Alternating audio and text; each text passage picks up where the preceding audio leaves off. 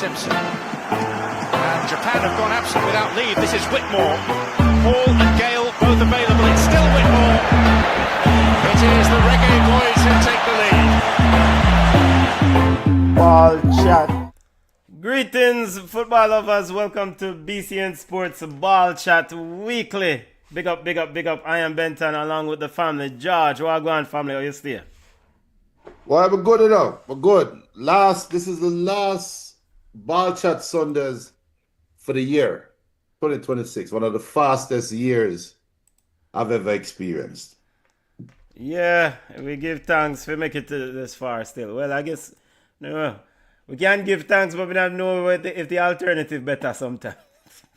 Cause no one no forward from over the alternative come tell we always stay over there.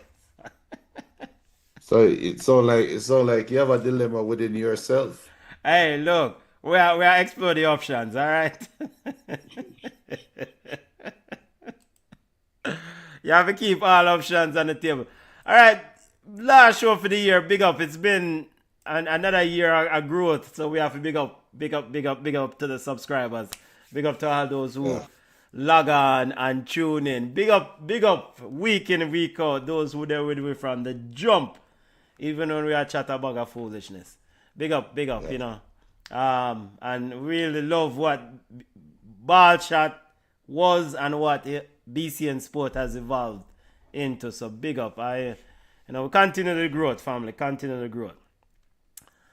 This is how we do it. BallChat Weekly. Let's get to it. EPL Roundup. We're going to kick off with EPL football at the top of the hour. Then we'll have AFCON recap and other football news of the week that we may have missed after AFCON recap. And we'll, look at Jamaican football news and anything going on in Jamaican football news at the moment. But I have to start off with the EPL Roundup, family. A busy weekend, festive fixtures. The game of the weekend was probably that Aston Villa versus Chelsea game. Ended 2-1 for Aston Villa. Junior, I mean, the dust has settled. We did a watch along for that game, and now that we have teased apart 24 hours later, anything change? Any new developments? Your thoughts? Any ballers? Any bugs? Unai Emery have to get a recognition. Big up BM. But Unai Emery have to get an early recognition. The man know how to coach.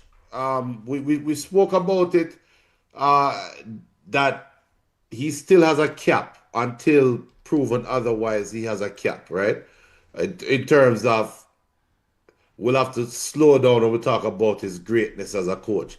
However, he has shown that he can take a mediocre team on average and make them play above board. So my first ball I have to go to Unai Emery from that game. Also, Ollie Watkins.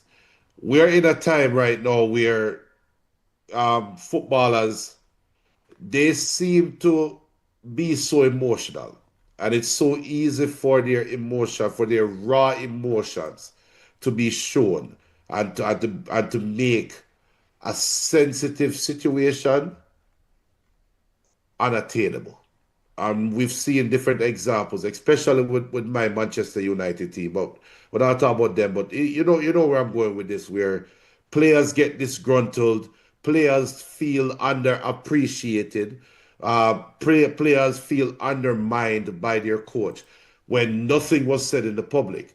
Ollie Watkins, I can argue, ever since Marcus Rashford was transferred in or was loaned to Aston Villa been trying to get rid of him. Aston Villa have been trying to set him out to sea. And all that gentleman has done is hold his head down publicly and just play the game when he gets his opportunity. So he gets a ball of the week too, because he came on in the second half and dominated and took his chances and brought Aston Villa from the jaws of defeat to the sweet taste of victory.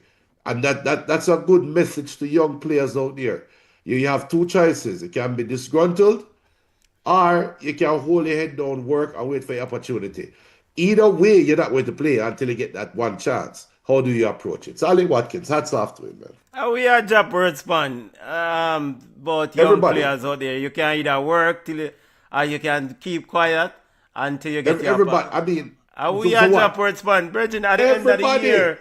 And you, All that applies. yeah, forward with we saw Jaden Sancho being excellent yesterday after him dropping words. You're giving him a ball of the week. No, he's not that level, but Okay.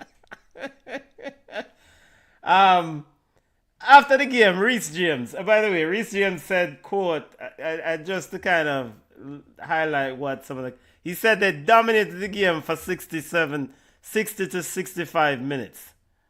They said this team. He went on to say this team created a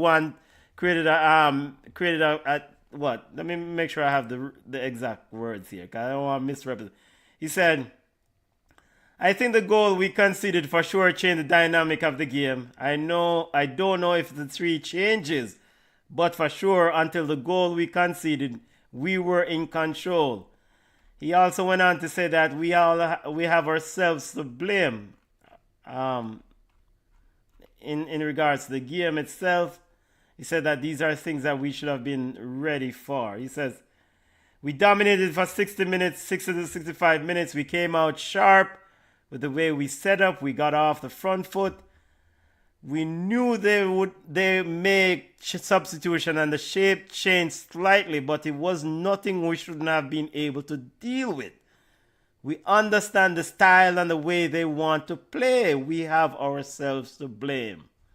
That's Reece James in the post-match press conference. He's saying that basically they should have been able to deal with the modifications made by Aston Villa Junior. Now, whose responsibility is that? Who is this we? Is this collective? Is it coaching? Whose responsibility should have been to recognize the changes that were coming on and the slight modifications that occurred and subsequently adjust accordingly? No. Chelsea. Chelsea should recognize it. I guess you're angling towards Maresca wasn't on the bench, or if Maresca's head is not there. I'm not angling anywhere. I'm just because I don't know why do blame have to be pasted or posted to one person? Why are to one entity? It could be everything. No, sometimes a team just better than my team and my team lose and we move on. It happens. I mean, Reece James is saying the obvious, and this is where I say it every week, and I'm going to continue to say it again. 10, 15 years ago, we never had this much access to players. We don't need to hear from the players. You already played the game. You just played for 90 minutes. We don't need to hear from you about the game. You can't tell me what my eyes already saw. So we don't need to hear from Reece James, because all that do know is just add fodder and add careless and useless conversation, because your question is valid. How the hell is Reece James, who was on the field, to come out now and ask and say, well, we should have done better. We should have been more prepared. We knew this was going to happen, blah, blah, blah. Dude, you were playing for 90 minutes. Why you thought no? You had your opportunity. So we don't need to hear from Reece James, man. This is part of the raw emotion of the game. I mean, you said we never had access to this many players back then. But it's part and parcel of sports, as you well know, that fans want more access, good, bad, or the ugly. And this more access probably significantly has led to the growth in revenue for these players, the growth in income for these players, because the TV money gone up with these additional access. Money a ton up. So, when you go and interview, you get sound bites like these. You get Reece James, you get Mohamed Salah, you get sound bites, and that will generate clicks and views for NBC Sport or whoever won the rights. So it's part of the trade-off of that money growth in the game, I think. So all right, fair enough. You just explained why we're hearing so much from these players that unsolicited. We're getting unsolicited information. You just Yeah, explained because it. the 500 men who sung in their room right Hold on, now yo, who put money on Chelsea winning the ball game, them bets. remember the website thing. I Yep, want to go yep, back in yep, prison for yep, the new yep, year. yep, yep, yep, yep, yep, yep, yep. But it is look. If Reece James want to give out that message, go on your personal Instagram, and the people who care to hear from you will see that message. Because I don't really care to hear from Reece James at this moment. You had your opportunity. You, Reece James, is playing right back when you saw Sancho cut, what was it? Grimsor if I'm one name on the left on your left wing and cut and run through the middle of the field.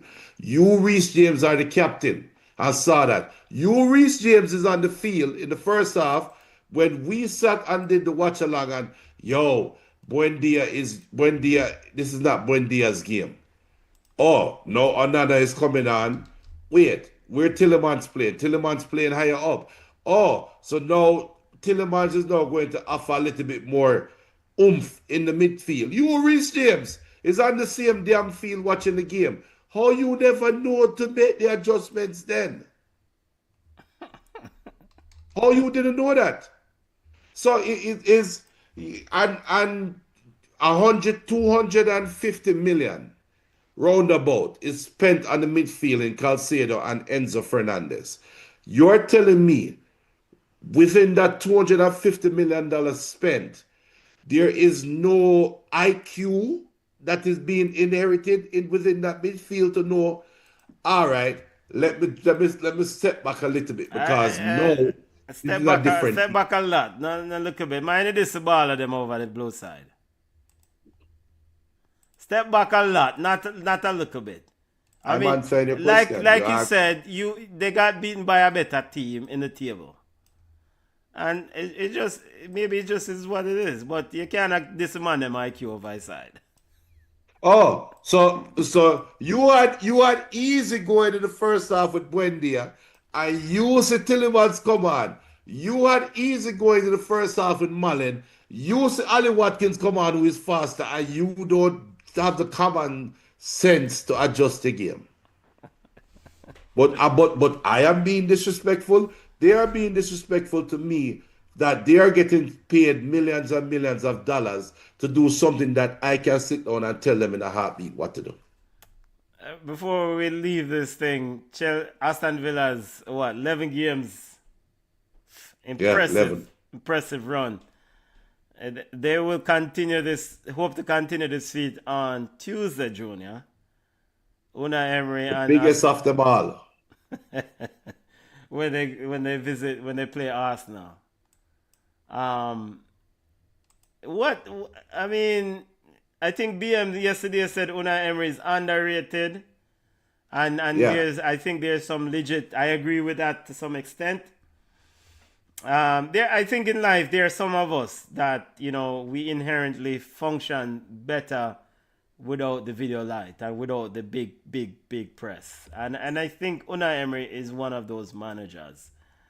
The big pressure on the trappings of some clubs, I think is not good for Unai. And based on the performance at Arsenal and PSG, he's been able to build stuff and build it well at Villarreal, and he's doing similar things here at Aston Villa. Now the question is, what do Aston Villa fans expect? Unai says they're not in a title race. I mean, let's see how long this thing lasts. Top question. 'Cause you said that maybe it's Unai Emery that. Is it that Unai Emery cannot coach players, or he struggles to coach players that are individualite, because at that level, and we at BallChat are BCN, sometimes we do a lot of joking and we do a lot of banter, and we have to keep sprinkling in. We understand we are grown men and women when come on the boat. We have common sense, so we know that these coaches are humans. We know that the players are humans. So we just do like shop talk or barber shop talk. It is what it is, right? However, we also have the knowledge to understand that at this level, once you're a coach and you can coach. So there are different factors that affect your ability to coach at these levels. Ten Hag didn't he Ten Hag was highly regarded at Ajax, left Ajax, went to a team with a bigger video light, and now all of a sudden he forgot how to coach. It doesn't work that way. So there are other factors that goes into play that separates coaches at this level. Is it that what is your opinion? Is it that Unai Emery can only coach football, but he doesn't know how to deal with the pageantry that comes with the high level of football? Is you think that's what is ailing him? Um, I mean, like most of these managers at this upper echelon level, they are good football coaches. I think Right. Ten Hag is the same thing. They are good coaches, and they're good X's and O's, individuals. They know how to build a team setup thing, and some of them you can question their in-game adjustments. I think that decision around Mikel Arteta is still, the jury's out on that one. But in regards to winning big trophies and consistently win big trophies, oftentimes at this level, you need big ballers, big high end ballers. I'm not talking about no curry goat baller, I'm real. Oxtail ballers, generals. And to deal with generals bring certain level of dealing with generals responsibility. Because Pep Guardiola, I think, has this thing right now where I can stipulate certain things because he has achieved certain level of success. Right. And players want to play with him in most part, right? And they get compensated well and they win. So Pep Guardiola can ask players to weigh in and they deal with it after Christmas. And them now make no nice to take with themselves. Because they know at the end of this tenure and end of this interaction, they're probably going to win Champions League. They're going to win. Unai Emery, if he has such stipulations, I can't see Unai Emery telling the players at Manchester City so them for win, because they must say, yo, brother, a Europa League you win. It's like Zidane can go to Real Madrid and instantly walk in that locker room and demonstrate that, yo, I am general. I've won at all levels and I bring a certain level of clout with me. I don't think Unai Emery commands the room to that level. He's an excellent manager, very good manager, wins and won trophies. But I think for Man City, for the Real Madrid, the big ears trophy, these big clubs, it takes a certain level of personality and almost kind of an arrogance to lead these clubs, because you're not just leading a club, you're leading like a enterprise, so to speak, a big enterprise. And so Right. some managers will struggle in that limelight. And I think Unai, he can prove me wrong. And I'm just basing it on the PSG experience, because I was expecting him to win what Lucho did at PSG, win Champions League with them, and he wasn't able to do it. Now, granted, he wasn't the only one to fail at PSG. Other managers failed too. But Luis Enriquez went there and took care of it. So it's maybe a bit unfair to him, but I don't put him in that upper echelon of next level managers. I don't think it's unfair to him, because simple, Lucho, you can't compare him to Lucho when Lucho already won a Champions League. Unai Emery won Europa Cup. And sorry, And and not I only also that, thought another thing. I thought yeah. I probably thought that Unai should have achieved more at Arsenal. Yes, I he should thought he have. should have achieved more at Arsenal. Um, I really liked the appointment at the time, but for some reason it just never worked out. And You, and I you know actually why it thought didn't work out. I thought they should have at least won a Premier League with Unai because I rate Unai over Mikel Arteta. I think he's a better manager clearly than Mikel Arteta. And of course Mikel Arteta struggled for win a title. Let's see if he does. But I actually thought Unai would have won an EPL title with Arsenal.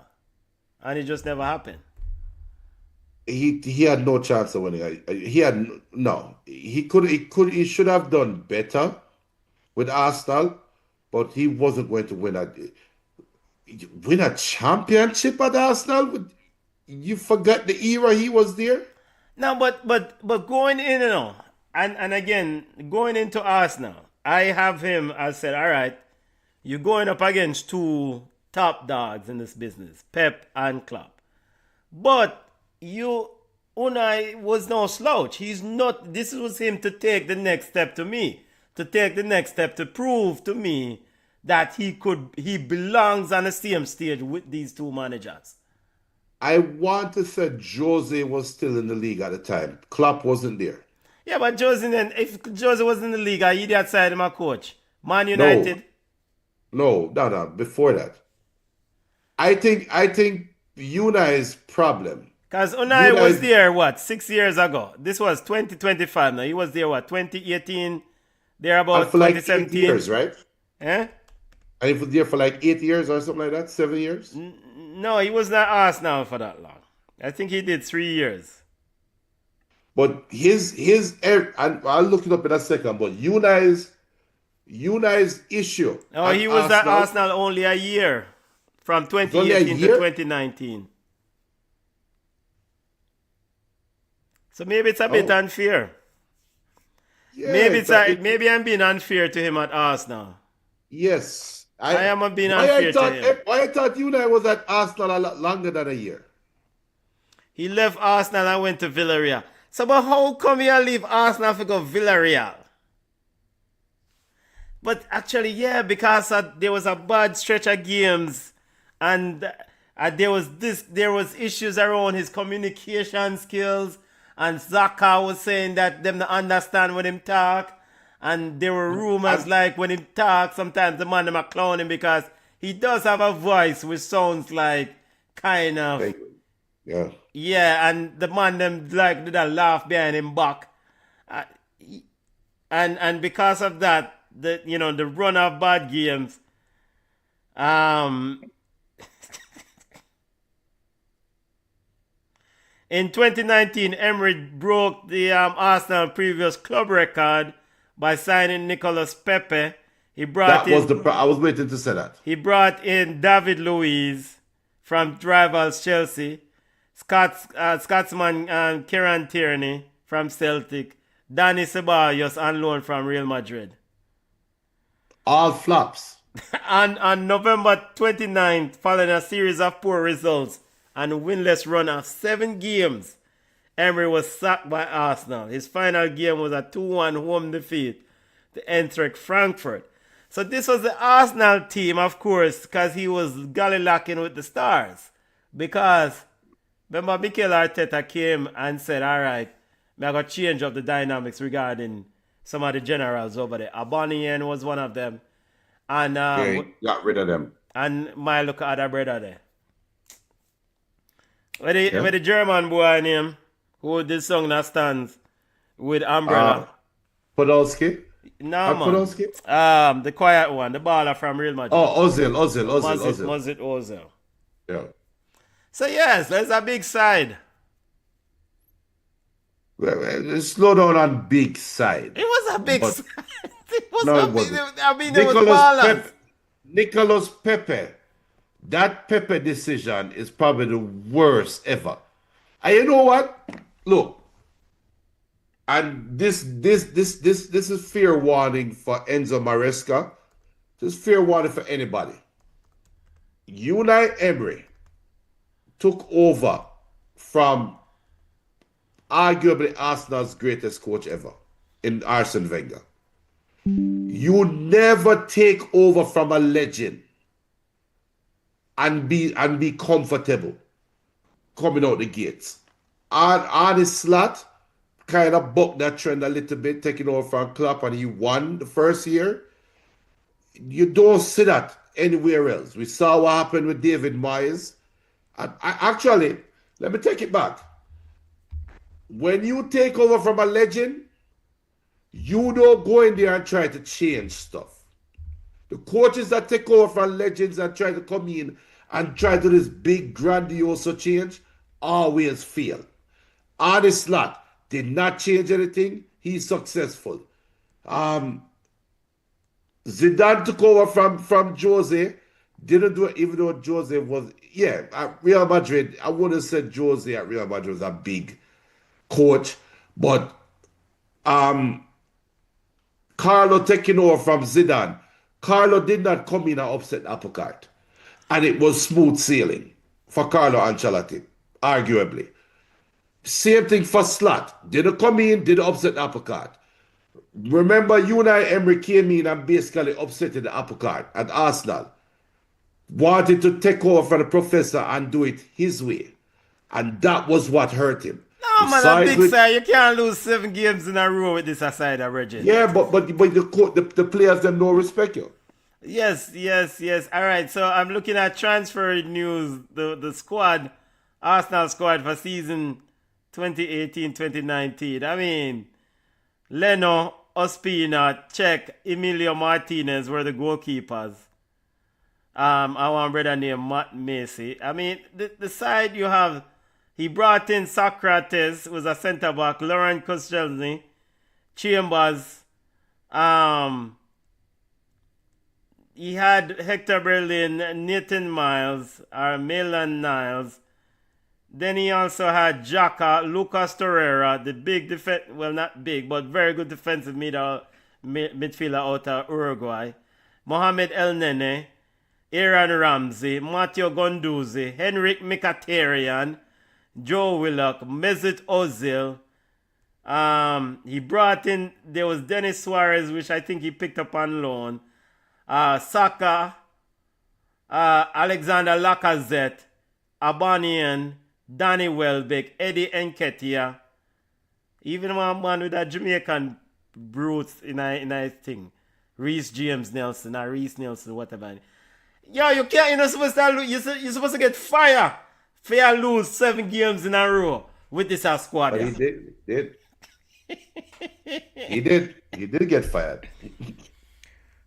All right, we're going down the rabbit hole of Unai Emery. So then this is a question now. Who did the same with that totality? Is he underrated? Unai Emery, No. 11 games winning streak record for Aston Villa. No, but I wouldn't say he's underrated. However, what he's doing though is not being talked about enough. And that's a different, it might sound similar to it's different. So I don't think he's underrated as a coach. But what they are doing this year in the first half of the season should be highlighted. Remember, this is the same Aston Villa at the start. When we did the preview show, when Aston Villa but loaned out Bailey, loaned out the other ball of them that they had. We were wondering what was Unai Emery doing. We were wondering, are they planning to get rid of Unai Emery? We sat on this show and talked about it. I even made the argument that Unai Emery is too big of a coach for him to gut his team this way. Enter a season with no squad. What I thought was no squad because of the players that they lost. And for what they are doing right now to be top 3 in the league is remarkable. Yeah, man. Big up BM. BM says, ball of the week, Unai Emery. I told you yesterday. He says regarding Emery won trophies at PSG. People consider it underwhelming. because he didn't win Champions League. And you highlighted that point yesterday. He disagreed with the perspective. Yeah, man, definitely. The way I look at it, BM, I think anybody can win trophy at PSG. Yeah, it's not that big. Even Junior can win trophy. I mean, I disrespect the man achievement still, but Junior can win trophy. Even Yes, Mikel Arteta can win trophy at PSG. I am winning. I am winning the league own title at PSG. You give me head coaching duties. I am winning that title. Yeah, man. But monumental achievement so far for Aston Villa and Unai Emery. Big up to the group. And yo, looking forward to Tuesday when they face Arsenal. Big game. Big game. So next Sunday. Question, next Sunday, just a quick answer. Are we saying Aston Villa is for real 100% next Sunday? Or are we saying it was a fun 11 game run? They might be stepping back to reality. I won't go back stepping back to reality. But I will say this. The Dalios kick over Tuesday. The Dalios kick over Tuesday. It's been a great run. And here's my thing is this. Arsenal has finished, second in the Premier League for the last 3 years. Mikel Arteta went out and got transfers after transfers, money after money. You don't care about Unai Emery's 11 games winning streak. This is Premier League trophy year run. And you at home, Arsenal, you as in Arsenal, needs to put Aston Villa in its place. Now, the 5 Aston Villa fans might tell me about my mother today. And fair enough. But there's levels to this thing. If Arsenal wants to be a big team and a club Premier League winning team, you look at the teams around you. Aston Villa is a team around you. You visit the Emirates, they visit the Emirates, you beat them. No long talking. We don't know no historical thing. We don't know hyperbole. You beat them. And you tell them that this is the title. You're playing against the potential champions.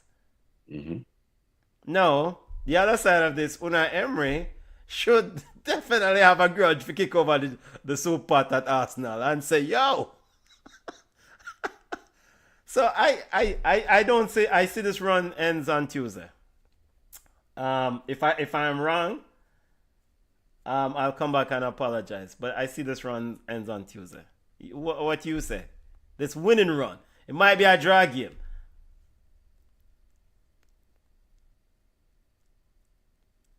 I think next Sunday we're going to be talking about Unai Emery finally in a 3-horse race for the title. I think Aston Villa is going to come out of that game Sunday feeling good. And they can come out of the game feeling good even with a loss.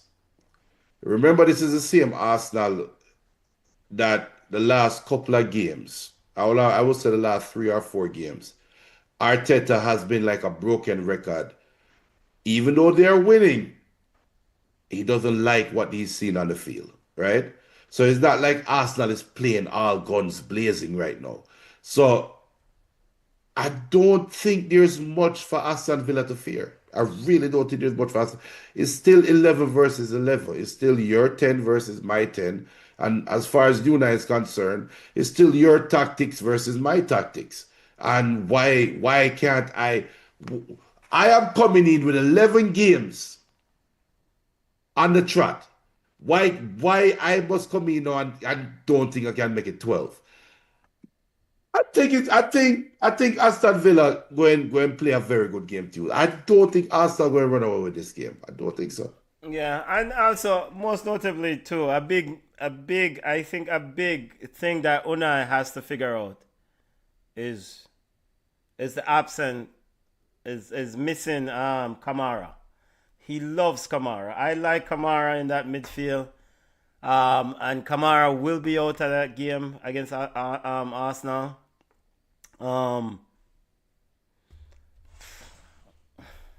Big up Rex Rye. Rex Rye asks you a question. Why do you have to apologize for being wrong on a sports prediction?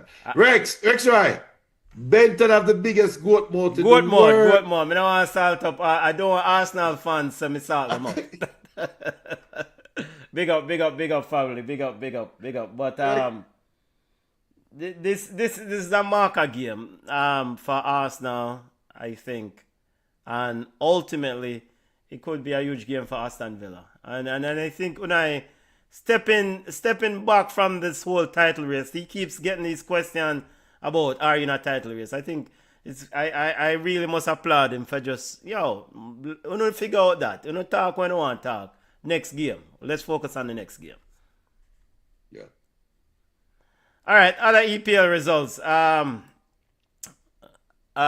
Today, Crystal Palace suffered a 2-0 defeat to Tottenham. Tottenham defeated Crystal Palace 2-0. I think the other game of the weekend, maybe the shock result, Junior. Man United defeated Newcastle 1-0. I did not have that one on the bingo card at all. And if I was putting money on it, I would never put money on this depleted Manchester United to win this game. Ball of the week to Amarin and Group for taking. Did Man United win this game or did Newcastle lose this game?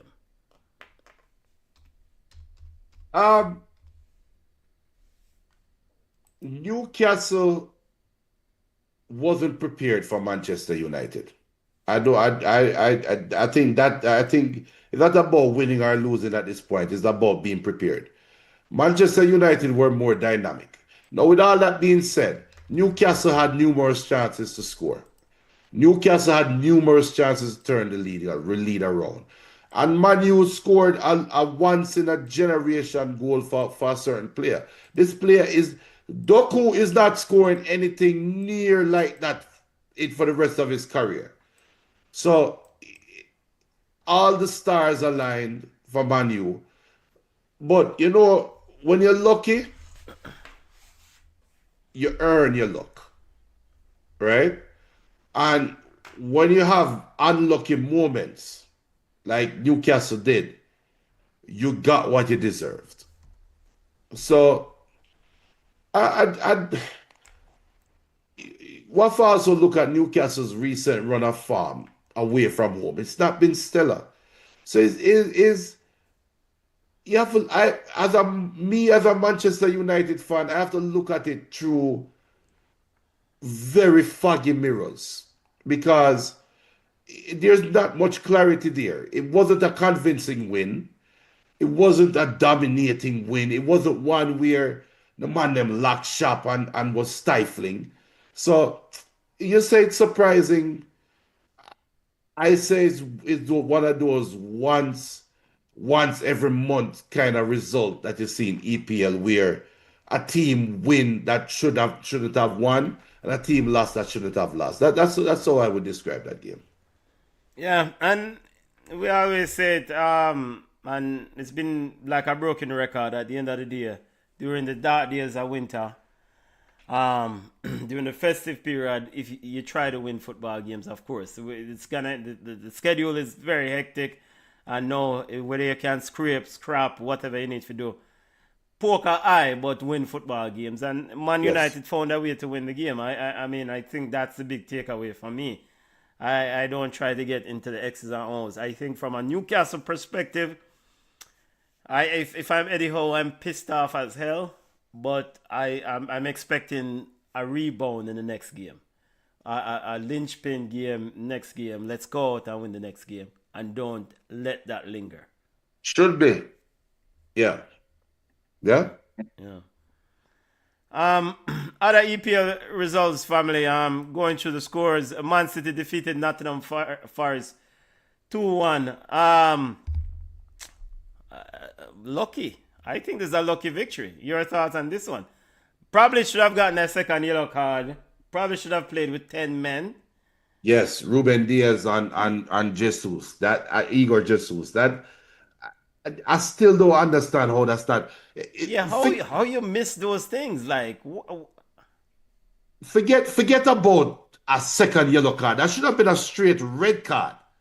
Igor Jesus is on goal. Ruben Diaz is the last man, and he infringes on Igor Jesus on his way to goal. And the referee called a foul. He called a foul. That means he acknowledges that something wrong was done.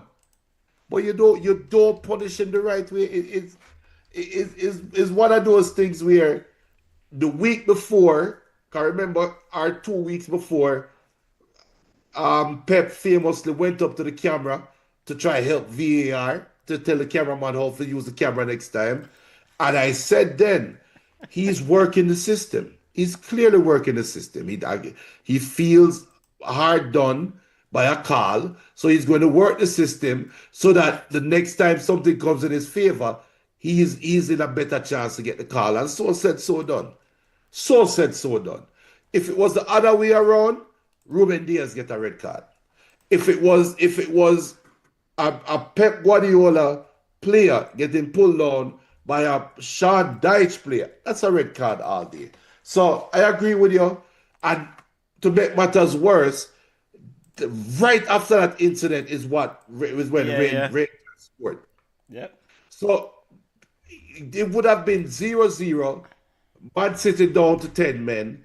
Just the second half just started. So it's not like Pep can go back in halftime or recalibrate the team. They would have to play the last 40 minutes of the game with 10 men against a Nottingham Forest team that was running rum shot through them. It is unfortunate. yeah, yeah. I mean, it was. I can't explain that one, brother. I cannot explain that one. I don't have anything to add to that because no, you see when you have situations like that, you lead to questions around integrity of the game, right? I mean, Yeah.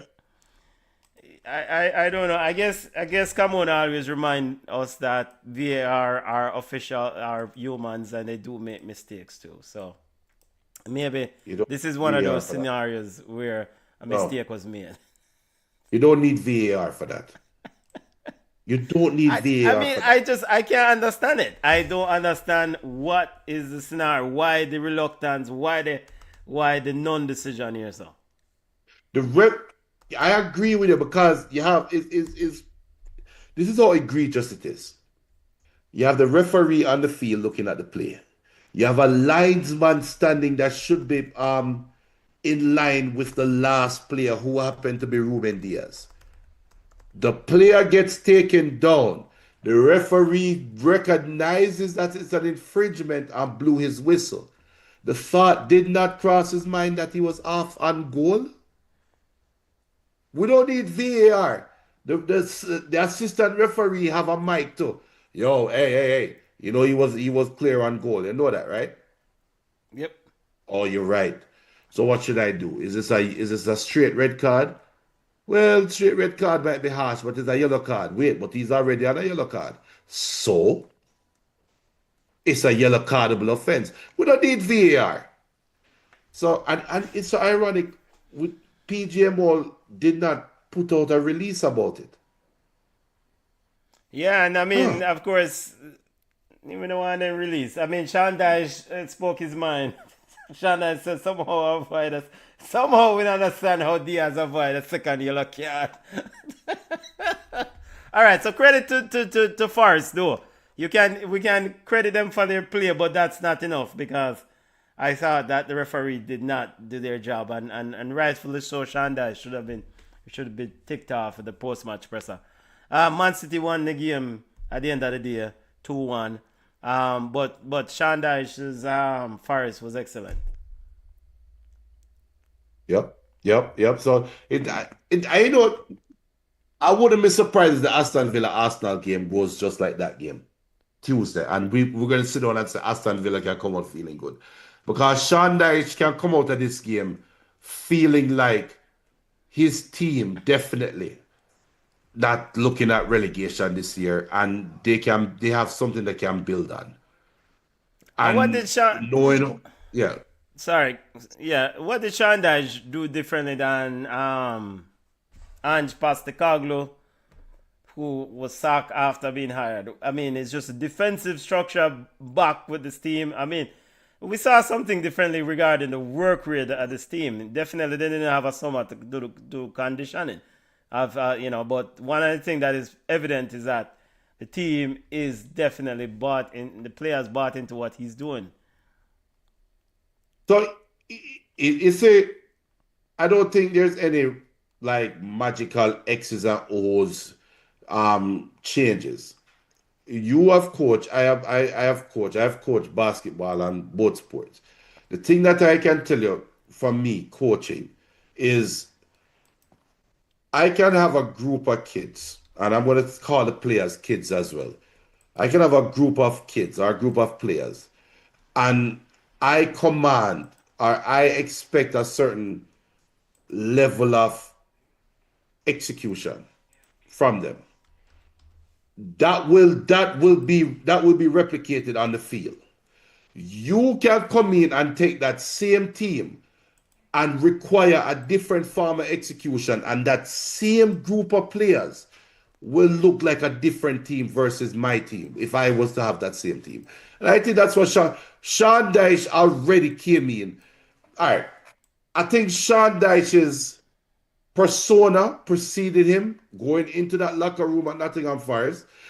Because you have to remember now, Nottingham Forest, the players them had a good year last year or the year before, faltered, coach get run out, owner is disgruntled, fans are disgruntled. The players are already switched on and ready to receive direction, right? You already have their attention. And then you see it in the news, Sean Dyche hired as the new Nottingham Forest coach. And you said, damn, Sean Dyche. You start thinking Everton. You start thinking Burnley. You start thinking the meme with him walking in the snow with him shirt on and just and I stop it up. And you start thinking about when you were playing against a Sean Dyche team, how that team played. Mentally, you start preparing for that message from Sean Dyche. And then now Sean Dyche come in and say, hello lads, I'm here, Sean Dyche, and this is my expectation. The players are already ready to receive it. So this is where Sean Dyche normally falters as a coach. When you require workman like put on the boots, strap up and button up your collar and blah blah blah, that message only worked for so long. Right now they're in the honeymoon period. It's easy. The Nottingham Forest players are switched on. When them get used to winning and they start stepping back a little bit, and now Sean Dyche have to come and crack the whip and say, no, you just barely lose to Man City, but it's still not good enough. Amari Hutchinson, you're still not running back hard enough. Igor Jesus, you want to play for Brazil, but you're not tracking back the runs harder. That's when things might start shifting for them. So the jury will be out for him, but I think that's a difference for Sean Dyche. And Sean Dyche should always be successful coming into a new situation because he brings structure. When the structure is built, though, he has to become more flexible. That's what hurt him at Everton. He needs to become more flexible. Once the players buy in, he has to change his stance. He has to become more likable as a guy. So we'll see. Somebody have to be the Sam Allardyce of this era, Junior. I'm gonna just keep teams in a league. Them not that's it. He said that's disrespectful to Sam Allardyce. he said, "Yo, from him disrespect Vincent Company. I don't care about him." But I agree with you. Rex Rice said the ref knew he was already on a yellow. Unfortunately, and maybe unfairly, the standard for a second yellow is higher in the minds of referees. I agree. Should have been at a minimum of second yellow, not a straight red for me. Yeah, and the objective, that's the objectiveness of the game. Yeah, I agree, Rex. At the post-match press conference, Sean Dyche said, quote, such an easy game to referee in my opinion. Such an easy decision for VAR regarding the second yellow card. He also had beef with the goal, the winning City goal. He felt like Nick O'Reilly fouled Gibbs White, essentially put a pick on Gibbs White, and subsequently he couldn't block. Gibbs White was on his way to blocking Ryan Cherokee's shot, which ended up in the goal. He says, when you played so well to come in and have to talk about officials affecting the game, but they clearly did. Everyone in the stadium, everyone watching at home could see that. Do you buy into that second goal should have been disallowed? No, that is Sean Dyche being activated against the referees, and everything is going to piss him off. So no. At that point, shut up, Sean Dyche. Shut the hell up. Regarding Man City, Forrest played well. Do you have any issues with Man City's player and why they allow Forrest to compete? This is supposed to be a team that was separating from the group. Of course, they're playing excellent football in Man City. What allowed Forrest to be so well? I mean, and to play so well against the City team. I think and you can correct me on this, or your thoughts on this. Rangers and Ryan Cherokee, excellent attackers, excellent going forward, defensively piss poor. Ryan Cherokee out on the right wing, which Pep started with in this football game, was wasteful, I think, playing him in that position. And then you have Phil Foden. You have three players, three ball wanters in that space who are looking to take extra touch of the ball. Erling Haaland is starved and was starved for days in that ball game. Yeah, but at the end of the day, Pep Guardiola will look at you, look at me, look at everybody, and say, I'm still second, and I'm waiting for Rodri to get fit. When Rodri gets fit, all questions answered. But I don't even know if Roger can save them. That's the thing about yes, it. Because he can. He said this, and he said, as in Pep, he said that, and I'm paraphrasing that Rodri, before the recent injury, there's still that mental side of things to recover from that significant injury that he had, and even though he's able to play football and play football well, some of the challenges that he once went into as a CDM, it seems that there's a tad bit of an apprehension in going into those challenges now because of those injuries piling up. So we don't know what version of Rodri will return. And he was on the bench yesterday, and Nico Gonzalez, of course, been the man who's played competently in the world, but Nico Gonzalez in that hole. Nico Gonzalez is no Rodri, right? All right, let me ask you a question. If Pep was to get Fernandinho at his last year at Man City to come in now, let's say Rodri was to give a Fernandinho-like performance when he gets back on the field, do you think that's enough? Let me answer it for me, it's enough. That's all that is required. All that is required is a settling presence within the middle of the field. And the reason why is Man City wants to play football within 20 yards of your end line.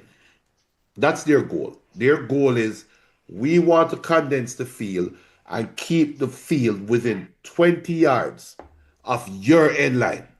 And if you break it, all our players have to do is try to recover the ball as quickly as possible. That's their defensive philosophy. They're not trying to do anything else other than just do that.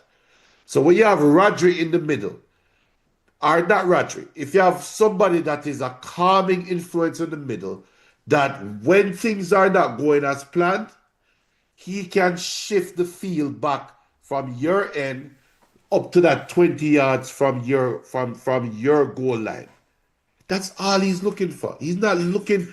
I don't think he needs Ballon d'Or winning Rodri to compete with Arsenal. He just needs somebody. He he needs John Stones from 3, 4 years ago when John Stones was playing in the midfield. Even that will satisfy him right now. And I think that's what they're missing. And that's why all these players are getting exposed because you don't have that calming influence. You don't have that player in the middle that it doesn't matter how when you have Ryan Cherky or whoever up on the wing playing wing back and things going fast. You still have that voice in the background that say, yo, you're good. I have your back. Send him to the right. Send him down the touchline. I have you covered on the inside. There's nobody at Man City that has that clout or has that aura about them. And I think that is what Pep is missing. And if he is missing that and still second in the Premier League, he just want Roger to come out there and can last 90 minutes. He'll be fine. I don't think that Fernandinho last year would have helped them win this title. And I don't think that basic Rodri is good enough. I think we're seeing Nico Gonzalez at his best really struggled yesterday, and he hasn't struggled he's not going to struggle against every opponent. But what is the problem I see with Man City is that, and Pepper coach, I'm on the no ball, and excellent. I mean, because of the vulnerabilities of Rangers and Cherokee, Nico Gonzalez or whosoever sits in that hole have to be on a high alert to cover when those players lose the ball. And with this defensive line playing so high up the field, remember now you have a man, Guardiola, inside now playing centre back, where we saw got exposed left, right, and centre yesterday. Because we know Guardiola cannot defend. Cannot defend, but he's very good going forward, helping them. So you need that CDM to be able to cut out, even if it's foul, what I'm saying, dark arts, foul, grab, do whatever to disrupt the opponents, especially on a counter-attack play. Because Man City is most vulnerable when their defenders are running towards their goal. Now, granted, the addition of Donnarumma changes that landscape because he's not an easy goalkeeper to score on. You know, but I don't know. I thought yesterday, I mean, Forest definitely. One man, Igor Jesus, had them in a chokehold. One man. Yep. One man. Yep. All right, make we just run through the other EPL results. Arsenal defeated Brighton Hove Albion 2-1. Brentford 4-1 over Bournemouth. After the game, Areola was asked about Antoine Semenyo. Of course, the discussion continues. The news around Antoine Semenyo. Areola said in the post-match press conference, to paraphrase, he said, I want Semenyo play with me for as long as possible. Whether it's 5 weeks, 5 years, 10 years, I don't care. The longer is better for me. Junior, the constant questions around Antoine Semenyo cannot be good for this Bournemouth outfit. Hell no. Hell no. And January cannot come and go any quicker for them. When it's February 1st, they'll be the happiest, or January 28th, or whenever the transfer window closes, that they'll be the happiest bunch of players and fans out there, regardless of how this saga ends up, because it must be hard. And if I was Bournemouth, though, I would figure out some way to parlay this into, like, we're looking at, I don't know, we're looking at Belieber, or we're looking at Adam Wharton as a replacement, or we're looking at just put something out there in the news to kind of like balance it out a little bit. Yeah. Because all of these questions about players leaving, eventually it's going to bust the tires on your campaign. So we'll see. We just discussed Man City, and just to circle back to them quickly. BBC and a few other outlets reported that Man City is in advanced talks with Semenyo. There are four other clubs apparently inquired about the release clause, so there are other parties involved. Where do what you can see where Semenyo fits in this Man City team out left? I mean, and does Man City needs a Semenyo?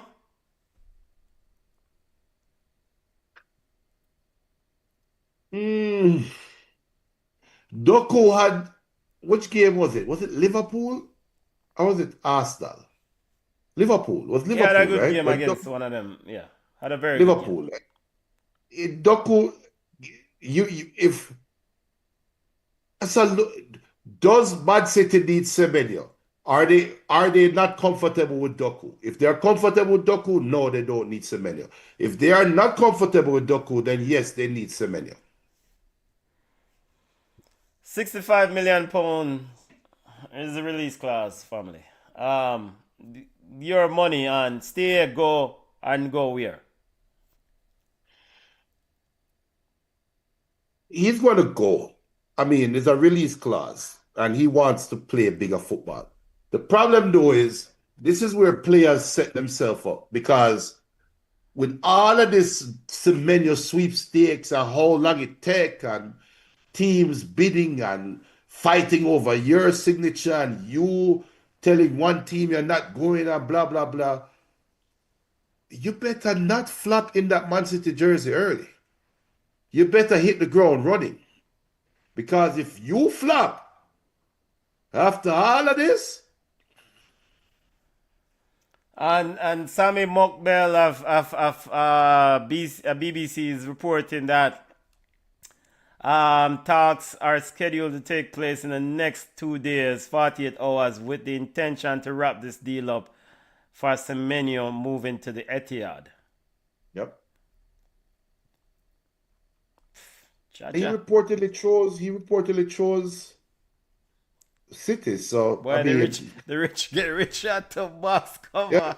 This is akin to the Emeriche Eze deal. I'm a huge fan of Antoine Semenyo. I think he's a very, very good player going forward, but equally he's a workhorse in the defense. He works. Yeah, I actually think them need to test him because him can't tired. Him not stop run. Well, you see that, and that's what Rex. So Rex Riley said, Man City is doing what Port Morant did in the local Premier League. You remember what Port Morant did? Well, back in the day, and his team Mount Pleasant is doing now. Buy players and shelve them to weaken the main rivals. I don't think Pep. That's Pep's intention. I think he's really unsettled on the wings. Yeah, I mean, I guess when you have to play Ryan Cherokee on the right wing, sometimes you roll out Bernardo Silva to the right. So and even yesterday, Savinho did come on and give them a strength. But at the end of the day, if you want to play wingers, when you really start with your real wingers, and then you play the midfielders them out wide.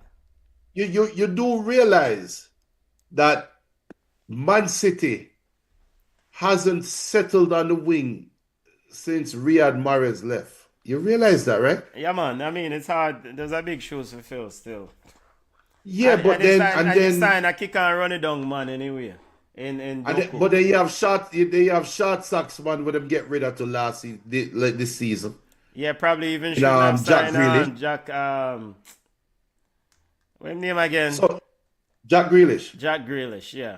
So they haven't been settled on the wings. So I don't think this is a case of shelving players. I think maybe the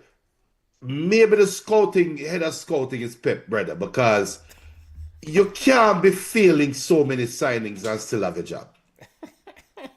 But I think Semenyo kind of fits exactly what Pep is looking for. In terms of he's ball dominant. He's not going to give up possession that easy. Plus, he works his ass off to get the ball back. So that is something that Riyad Mahrez used to do. Riyad Mahrez couldn't tired, if you remember, when he just left Leicester City and went to City. That was Mahrez. So he's been looking for that prototype player, and Doku should have been it, but Doku keep losing the ball sometimes. It's hit and miss. Maybe Question. Semenyo is the final answer, maybe. This is another loaded question. And big up to all the people in the live. Make sure to smash the like button. Make sure to tell a friend about the show. Man City, we just highlighted Pep here a while ago. Pep has been asked multiple times during this last few weeks about his tenure. There were reports out that Enzo Maresca is high on the list. And the reason why I'm asking this, I brought this topic up.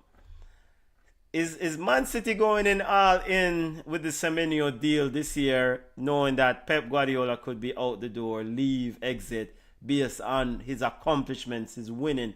He said there are 4 trophies on the target. We want trophies. And of course, last year was miserable. Does this transfer signify to you, if it does go through, Pep's last farewell, last swan song to win everything and just take away himself? No, because if that was the case, then I think they would more go for a midfielder, Okay. a holding midfielder. If that was the case, no, I think they're still trying to balance the team. I think that's the goal.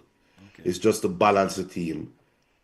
Pep is great enough that once he has a balanced team, he has a chance.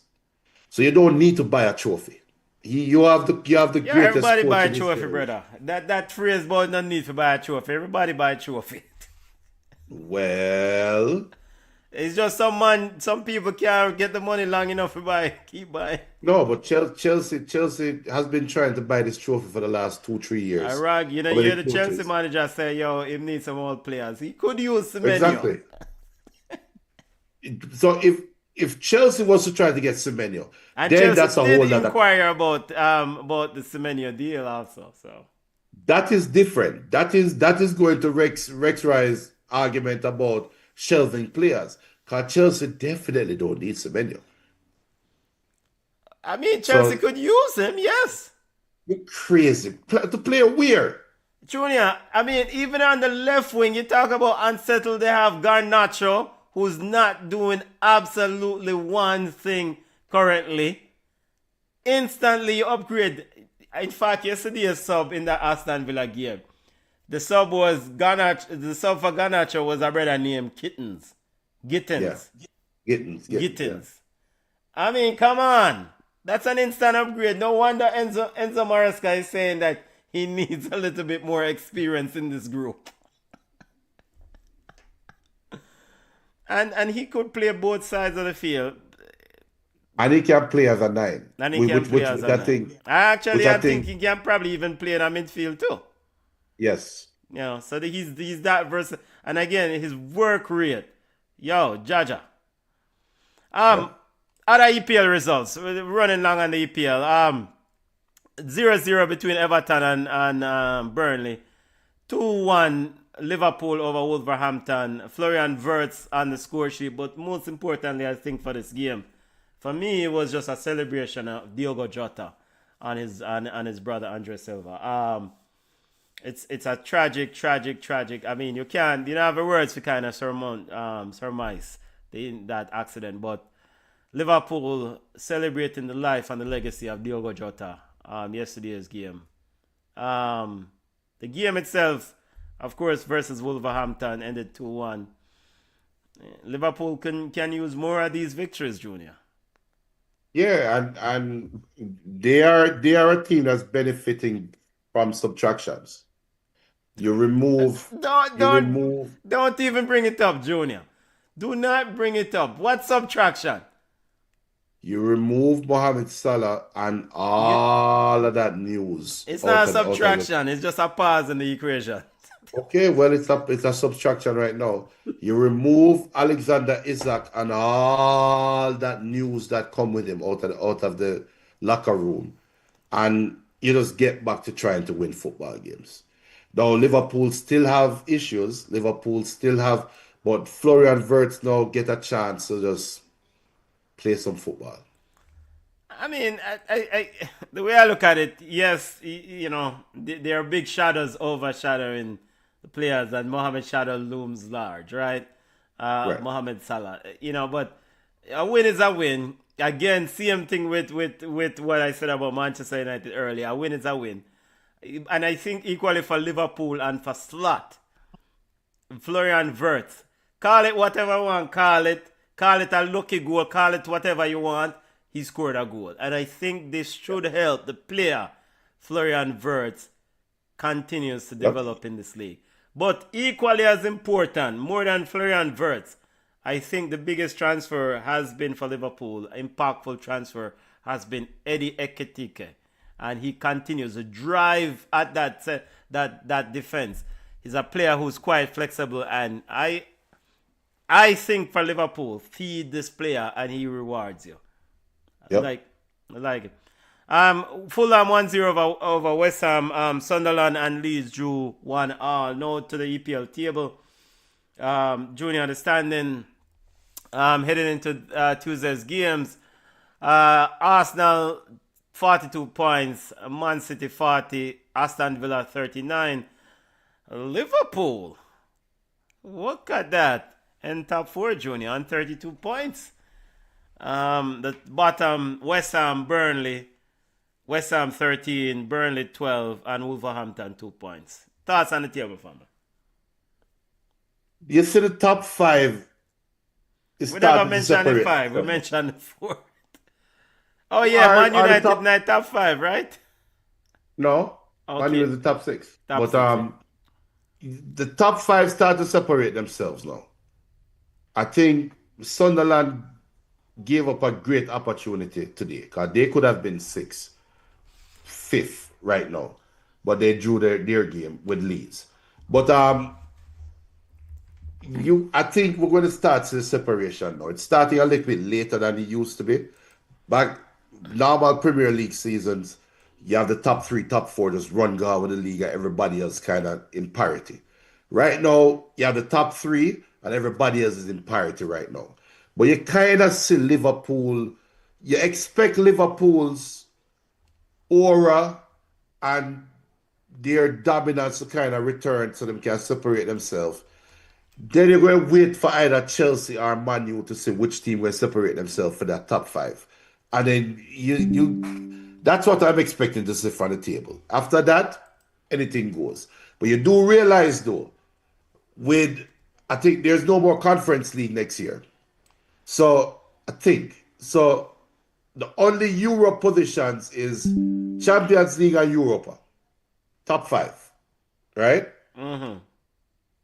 Aston Villa, if they maintain what they are doing, they will now provide a fly in the ointment for the top 5 big money, quote unquote, big money teams that you expect to finish in the top 5. Somebody going to be left out at the end of the season. Yeah, somebody will. Somebody not going to see Europe. Somebody's. I mean, but this is where the depth is going to come into play, right? Yes. Well, and also can Aston Villa learn from their mistakes? Because last year, towards the end of the season, they were in the Champions League quarterfinals. They were firmly in a Champions League qualification spot. And at the end of the season, they got nothing. So can they learn from that mistake? Because as good as they are playing, it wouldn't be quote unquote surprising if the well fall out again and Aston Villa finished 6. That can't happen again. And if it does happen again, then we have to revisit this Unai Emery talk. All right, we will see. We can't. That can't happen again. If that happened this year, if what happened last year with Aston Villa happens this year, we have to revisit this Unai Emery talk. Have to revisit it. But you're right. If Aston Villa doesn't make any transfers, which I don't think they can, I don't think the FFP hurting them. Yeah, the financials. But if they don't make a transfer in January, they can fall out at the top 5. I mean, Yeah, you know what? Good luck to them because I do. All right, the midfield, John McGinn John McGinn has played a lot of football for Aston Villa, and I think I don't know if I would want to hitch my wagon to John McGinn still playing a lot of football at the highest level still. He's getting up Right. there, and he's a player who puts it all on the line when he plays. Um, those are the concerns for me with Aston Villa. Morgan Rogers is having a stellar season. He also had an excellent season last year. I think probably it's a World Cup year, so he's trying to make sure that he reminds Thomas Tuchel that he needs to not only be in the squad for England, but he also is either the first sub or a starter. Yeah. And I think that will help Aston Villa. The Ollie Watkins thing, even though today he scored a brace, I wouldn't hitch my wagon to that as continuing throughout the season. So they do need to make um transfers this year then. But then January. why do you sign Danny Malan then? What's his role? Isn't his role is supposed to be the guy to come in and take off some of the load of Ollie Watkins, but him not done. So they do need to make a transfer in So the then January transfer window. and maybe Unai will find the key if unlock this Danny Malan Balla because something needs to happen with him. You know, So do they need to make a transfer in January, they Benton? don't have the money, Junior. They don't have the money. They don't have the money. They don't have the money. They better pull some livers. No, they don't have the money. All right, stepping away from the English Premier League, let's step over to AFCON and get to it. We're long-winded today. Of course, final show for 2025. So we're discussing some of the major news in the world of football. Remember to smash the like button. Junior, probably the best game so far in AFCON for me. Today, Cameroon and Ivory Coast ended 1-1. It was a ratty game. Both teams hit the woodwork, I think, on multiple occasions. Different style of play. Cameroon very sort of possession. No, Ivory Coast very sort of possession sort of unit.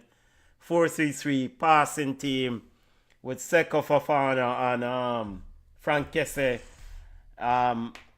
Cameroon speed out wide, speed, and speed out wide with Mbomo down in the 10. Samuel Eto'o management over Cameroon wasn't too pleased with the result, though, based on his expression. Yeah, can't be pleased. I mean, he does everything in his power to try to be a dictator on his football team, and him still can't get positive results.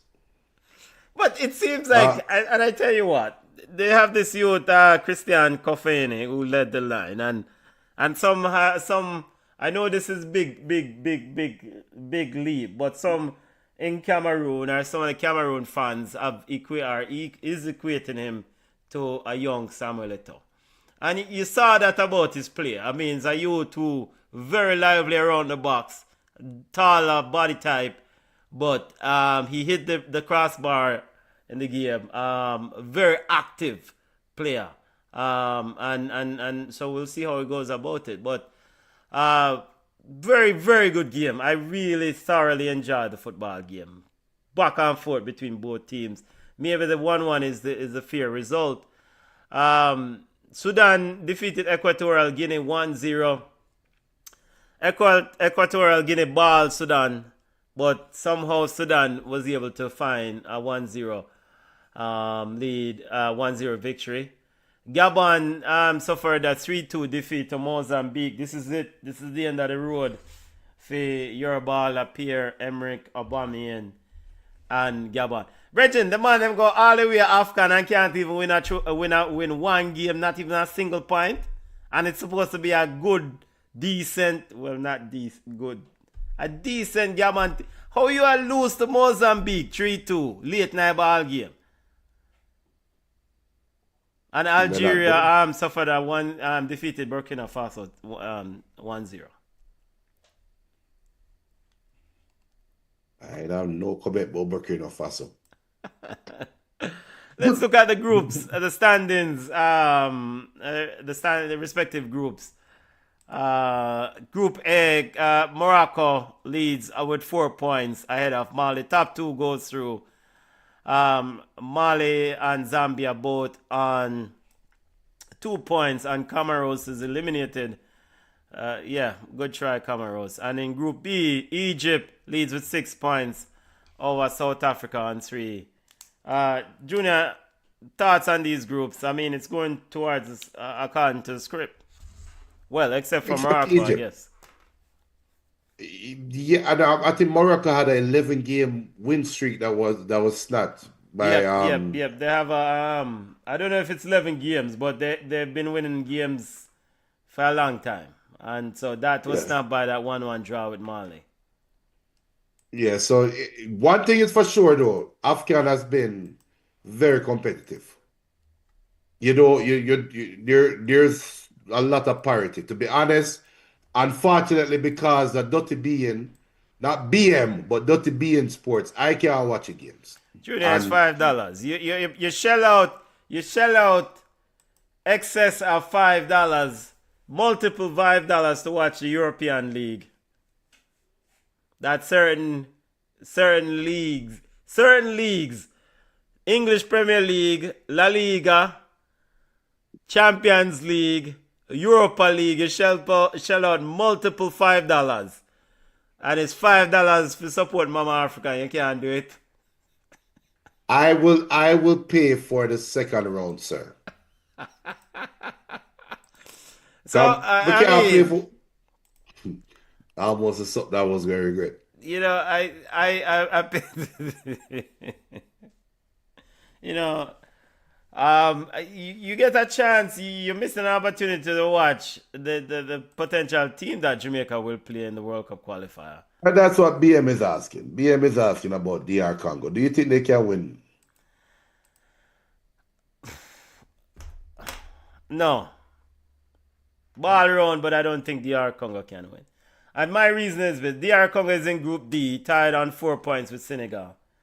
Benin is third on 3 points. And Botswana is eliminated in the group. The reason why I don't think DR Congo can win the tournament is that DR Congo starting 11 is a good starting 11. I don't think their bench is deep enough to win this tournament.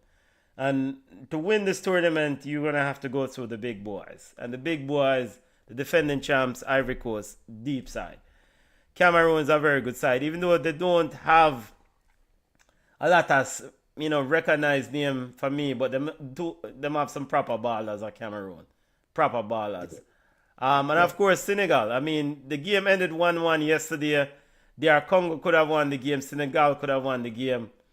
I think there are too many things to go right for DR Congo to win this tournament.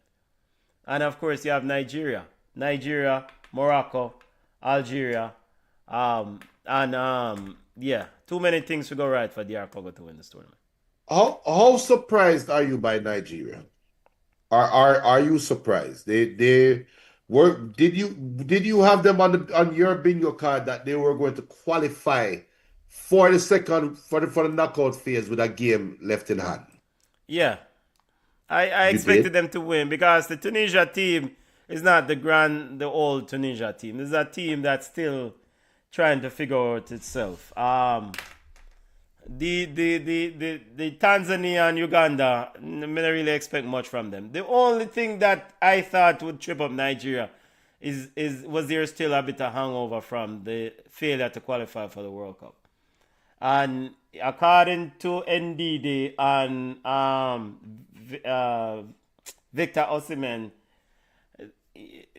they're using this tournament as an opportunity to right a wrong, or to make up for a failed World Cup attempt. So this tournament to them is a chance to give the people of Nigeria something to celebrate.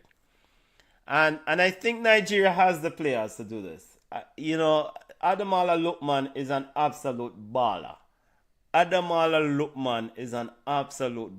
There's a lot of talk about Victor Osimhen this dog dead whosoever upon Nigeria team. I think for me, Nigeria goes as Ademola Lookman goes, and is a player that I love to watch play, and he was instrumental in the victory yesterday. So I'm not surprised with them qualifying already. With them qualifying already. By the way, Hakimi is going to be back for the last game. So, but it's in what shape though? That's the thing for Morocco. Like I don't even know. Like you're coming off an injury. A long time Ashraf Hakimi hasn't played any ball. So this is part of this one man side foolishness we are going. Reggae boys do it. Other teams that do it. From when Ashraf Hakimi injured in a Champions League, I think he was injured in a Champions League game, maybe from October. So no, November 4th. November 4th. November 4th. All right. So he's not playing no ball. And they call him into the squad, African Player of the Year. Big up, Ashraf Hakimi, baller, general, right? But Morocco's bigger fish to fry. You have World Cup come up. Play the next man up and make Ashraf Hakimi go on meds and, properly heal. But he's in the squad. And I think it's part of this pressure for this Morocco team to win at home. And yes, maybe this pressure is too big for them because they were a little bit shaky against Mali in that game. And that's what Hakimi came out now and is requesting the fans to stop whistling. And the Moroccan fans them start whistling already. Yeah.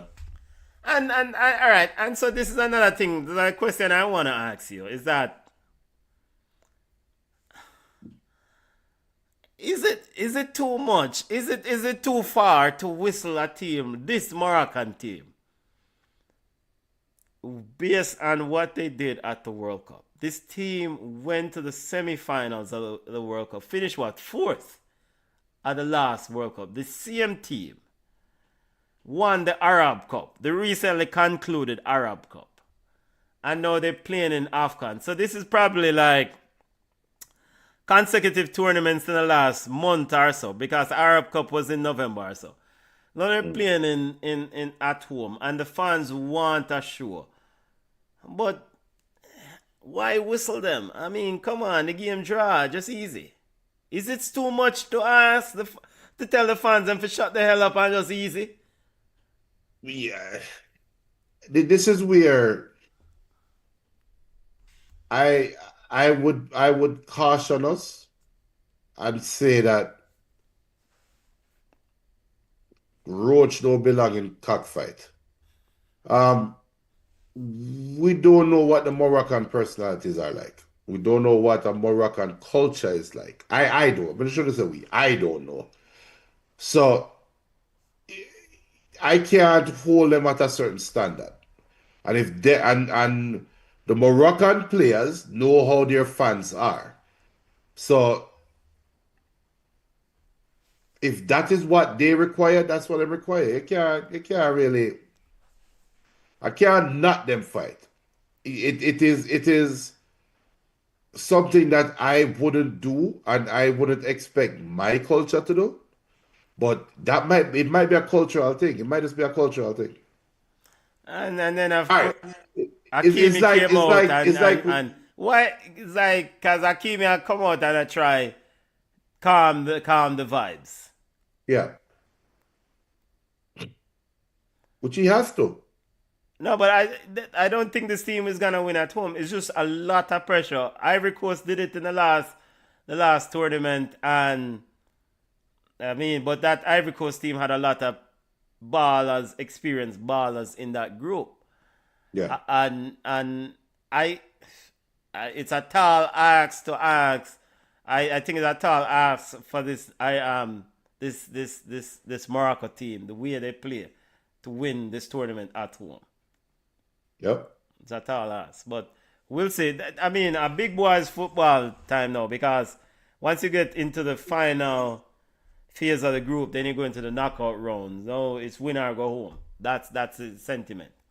In their case, win or stay home. Win or stay home. As for so again, we just run through the groups. In Group F, Ivory Coast and Cameroon both tied on 4 points. Mozambique on 3 points. And the strange thing about this is that Ivory Coast and Cameroon they are not locked to go through, because granted, I don't expect Mozambique to beat either of those teams, but I mean, ball round. And Mozambique will play. I mean, pull up who Mozambique will play for the last match there. Mozambique will play Cameroon for the last match there. And, Gabon will play Ivory Coast. So, I mean, Cameroon have to take care of them business the last match there. And don't leave it up to chance. And be nonchalant in that game. So, I was pleasantly surprised and impressed with Cameroon. Even the goalkeeper was impressive in the Cameroon goal. Yeah. So, but that's it for AFCON. Other than that, Junior, I think a couple things that I want to highlight regarding the tournament before we leave it. Star study, star support. Zinedine Zidane attending games. His son plays for Algeria. His son is a goalkeeper for Algeria. Kylian Mbappe was at the Morocco game. He was also at the Cameroon game. The Cameroon Ivory Coast game today. And some other stars that I don't know. I mean, there are quite a few heavy hitters attending this game. And this is good for AFCON. This is good for this tournament. That tournament that has been under the microscope. And then also equally, the refereeing hasn't been as good as the last time. The last time, the refereeing was much better. Yeah. Much better. We're going to step to Jamaican Premier League scores here in a few minutes. But before we step there, Junior, I watched DR Congo yesterday. You saw bits and pieces of it. It's a hard task to think that Jamaica are going to beat this team if they do play. A lot going to happen between now and March 31st. But it's a difficult task to think that Jamaica can beat this ball round. It's a difficult task to see Jamaica beating this DR Congo team if they do play in the Interconfederation playoffs to go to the World Cup. If they do play? If they do play. It's an if, because Jamaica still have to beat beat New Caledonia. Yeah. It wouldn't be fair if DR Congo... No. It would be a huge failure if DR Congo don't make it to the World Cup. You can't knock out Cameroon, Nigeria, and then go up against a Jamaica team that is playing without their head coach that led them through the whole campaign. It is easy cakewalk for them. And also, Jamaica not playing another game. The last time Jamaica played, they failed to beat Curacao. And then the next game they're going to play is New Caledonia. Practice game, I guess, to get you ready for DR Congo. While DR Congo played a whole tournament. But could that go against DR Congo? We saw yesterday Masuko, the left, I think I left back, who plays for formerly of West Ham. I think now he's at Burnley. Masuko, he hobbled off injured for DR Congo. In fact, they had to stretcher him off. No reports on when he will be back and the severity of his injury. So, but could this play against DR Congo too? Because they play a whole heap of football. No. Okay. No. And that's the thing with the back line that we watched DR Congo versus Nigeria. Did I watch along for that game? Right. That DR Congo back line is very experienced. And I heard, big up Cameroon says CFAS have something for them, jokingly. But I don't know if I can see CFAS going at Wan-Bissaka, brother. But we did a watch along for the game against Nigeria. And we were joking. We sat here and joked about DR Congo's Nigeria.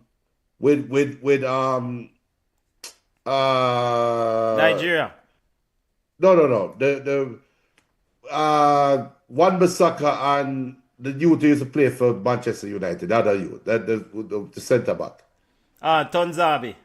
Tunzabi. Yeah. We sat here on the show and laughed at the mistakes that they were making. So Jamaica will have a chance, you know. Jamaica will have a chance to beat them because I don't think they are this big daunting force. Now, what DR Congo does well is what Jamaica tries to do. DR Congo is just a better version of Jamaica to me. The same team, the same quality, same everything, same style of play that they try to execute. But DR Congo is a much more polished, well put together side, while Jamaica isn't. But Jamaica going to have a chance.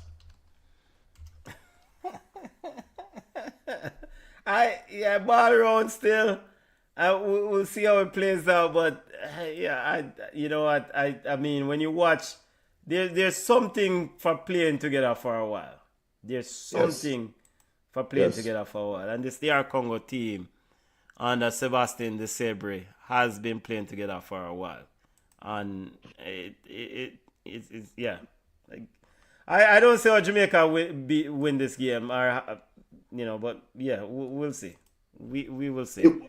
I'll say it again. It would not be fair for Jamaica to win, but they will have a chance.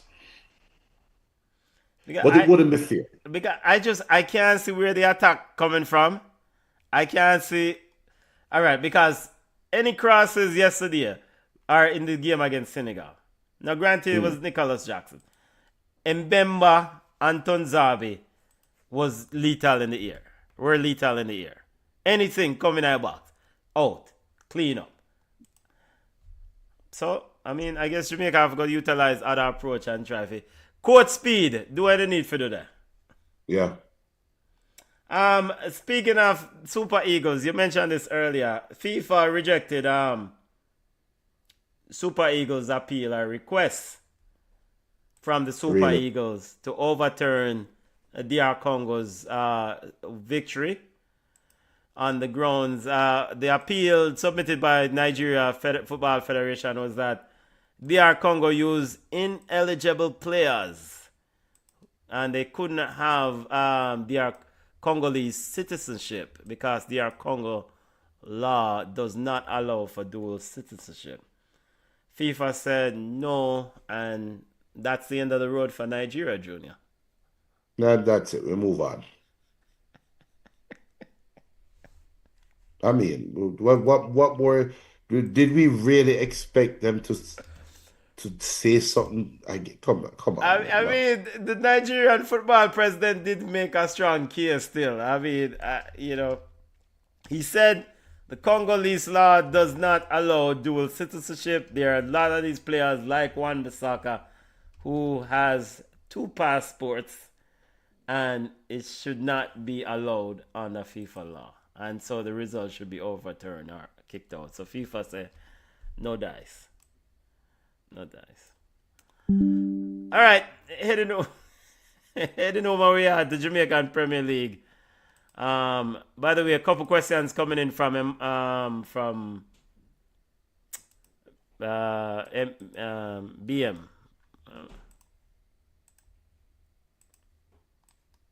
Do you think AFCON is paying certain celebs to appear at the tournament like Mbappe? Actually, they never asked. I hope they're not. I hope Mbappe would like to go support AFCON because of part-time roots. So the answer is both. Because Mbappe's representatives will reach out to AFCON and say he's coming to watch a game. And AFCON will make accommodations for him. And if you want to what accommodations? What? Them have to protect him. No, he's supposed to walk with his own security. I feel responsibility to that. Yeah, but his security still has to talk to the Afghan people. And some of them ballers, we have them in not too much high regard. Put on one hoodie like he did today. We nah no man nah know say you go up in your press box, now your not press box, but fancy box, and go watch ball game and go my yard. Yeah, Or go but to your hotel. Benton, Or get if two thieves and just walk with them. you running AFCON, you know the importance of having the celebrity being there, having the celebrity being comfortable, and having the celebrity reaching where he has to go safely to and from and giving a good report. Because if it doesn't go that way, you can cancel AFCON. But alright, but the safety of the tournament is all about the actual paying public. We don't put out no extra thing for no celebrity, granted. You do. We They are do. protecting the public, and he's part of the public. Him have him entourage. All right, brother. This is where you go. This is where you sit there. Go on over there, sir. They do. Regardless of how you want paint it or how you want to say it, they do. They Yeah. have to they have to collaborate. Bun that. And you know what? Let me Bun that. get a simple. Let me get a simple. You can't bun it all you want. Let me get a simplest scenario. Kylian Mbappe walks in with his I don't remember if there is A type or whatever security. There's a level to the security that big time celebrities hire. They can carry guns internationally, right? And Kylian Mbappe walk into AFCON, and the Afghan security will flex on Kylian Mbappe security, and Kylian Mbappe security shoot him right there, so you have a shootout. All that could have been avoided if all security personnel collaborate, which is what they talk do. to each other. That's Fair easy. enough. They have to do that. They have to do that. You can imagine Messi's bodyguard walking. All right. See, now you're going too far with this food. No, but that's what it is. You can imagine Messi bodyguard walking and a brother walk. Yo, your car walking. Yo, read that right part of the deck. But brother, you are bodyguard, you're Messi, you're whosoever. You getting access to certain seats. Of course, you don't pay for seats. We know say you foul that ball game. You are go. No, you're worried about the wrong thing. You go a certain place. There's a certain path you take to get to your elite box, and that's it. You're worried about the wrong thing. I think you're worrying about equity with the common man. That's not what we're talking about. There's a lot more. There's a lot more in equity with other celebrity. No, there's a lot more that goes in place with the infrastructure that is put in. So the country, Morocco, they have to sit down and make sure we can handle this high traffic of people coming in to this one location and get them out within an hour. Fair enough. Then you have to secure them. You have terrorists you have to worry about. So everything bond have to them be talk there, coordinated. Both Afghan and terrorists, Bond them talk there, Bretchen. Yo. Let me plug out the sound. I'm sorry. I'm talking about real No life. wonder you don't pay for Jamaican Premier League and English Premier League, watch. So I'm sorry to talk about real life. I'm sorry. Yes, we don't want any sort of comments from you, but to Junior's point, clearly accommodations are being made or were made for stars. I don't know if it's PR or whatever, but stars get certain type of treatment. The Benton's responses reminds me of Leon Bailey personal. When the one they're rolling up regarding BM said something about Leon Bailey. Leon Bailey wanted personal security before playing for Jamaica. I was like, who in CONCACAF cares about Leon Bailey? Yeah. I mean, Kylian Mbappe. Yeah, man. And Zidane was at the game also. Zidane actually, I think, has been at a few games, so you don't know it already. But, now you just mash up my Sunday evening. Talk about them boy I get extra treatment. Not the Jamaican Premier League. Fittingly, Cavalier defeated. Fly updated with latest scores. Oh, you updated? Yeah. Okay. Can we just do a Photoshop and have it up here? So, but we scores them up still. Your thoughts on the latest results? It's just one score for talk about. Which The one score? mighty Which one? police. The mighty police. You don't say this is probably the second game, but is it? Yeah, I think so. No, because they Spanish Town defeated Police. Waterhouse the other day, right? I think Marcel Gale lose him up. I think. Yeah, I think so, yeah. But they defeated Treasure Beach 1-0. Yeah, but Treasure we don't know Beach that went down Treasure to Beach 10 will men. go through problems because of Hurricane Melissa. Yes, yeah. And they went down to 10 men. Now, Waterhouse apparently is hiring an Argentinian, Javier. Is he on Wherever the I want it. I think it's Javier Einstein or something. Yeah. I think he's on the touchline today. Did he get his work permit for the Waterhouse versus Mullines game? 0-0, 8 minutes in. Clearly he did. If he's on the touchline, so. No, man, I don't know if he's on the touchline. So I don't know. Mobile 1-0. Mobile suffered another defeat. Mount Pleasant defeated Mobile 1-0. Portmore and Dunbeholden 0-0. Cavalier 1-0 over Harborview. Spanish Town Police 1-0 over Treasure Beach. Yeah. Yo! Tired. Hit that. Tired. Last show for the year. Yeah, by the way, And big up starting next year, what do hour for guaranteed hour. Big up on the latest headlines. Football family, check out the headlines. Boy, you sound like you flew Javier and manners. Cause Yeah. when I listened to that headlines, I was like, I would that. A junior wish lady that. Yeah, well, I had to do some alteration to the voice to make it sound. Okay, it sounded worse.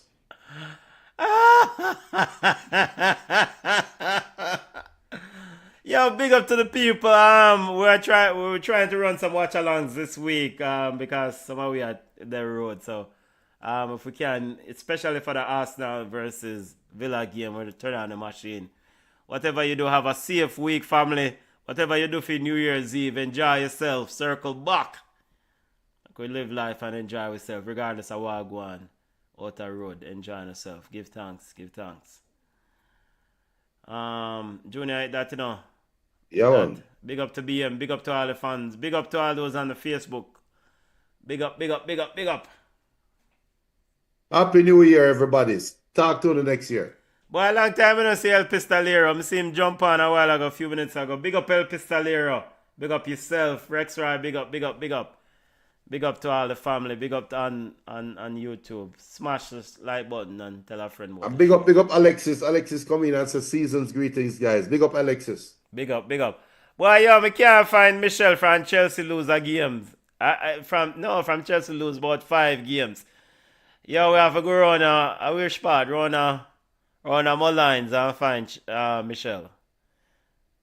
And people, next year. I wish we find Michelle Jr. Papi. She tell me though, yeah. I wish we find Michelle. Hopefully she's doing well, you know. Yeah. And also, well, we need some more subscribers because we can't remember them off the top of my head, you know. Yo, check in the brother over Mavis Bank. Oh, Shepherd's News. Yeah, Shepherd News. Check in. We're going on the goat stay. Hopefully goat and manish water. Well, Junior, you drink manish water for Christmas? No, but I'm definitely getting goated for the Wednesday night. Where you get goated from? Same Jamaican farmers market down nearby you. Well, not nearby you, but in a small mountain area. So what? They hear them. So are you roast the goat and clean off? No, the they burn goated, it. or You come can already get ready? it burned. They will burn it. Then burn it and chop it up here. Oh, them take care. Oh, them do it down there. Yeah. The market. Okay, so goated soup you run. Yep, definitely I do goated soup and fry some fish. Get some tripe and put a nice pot of soup and might I'll do some lobster too. All right, so for the non-goat eating people, what them deal with for them time of year? Trotters. You can do. Alright, the Couch Rastaman ratters them are bun big. poking out. So do your idol stew then.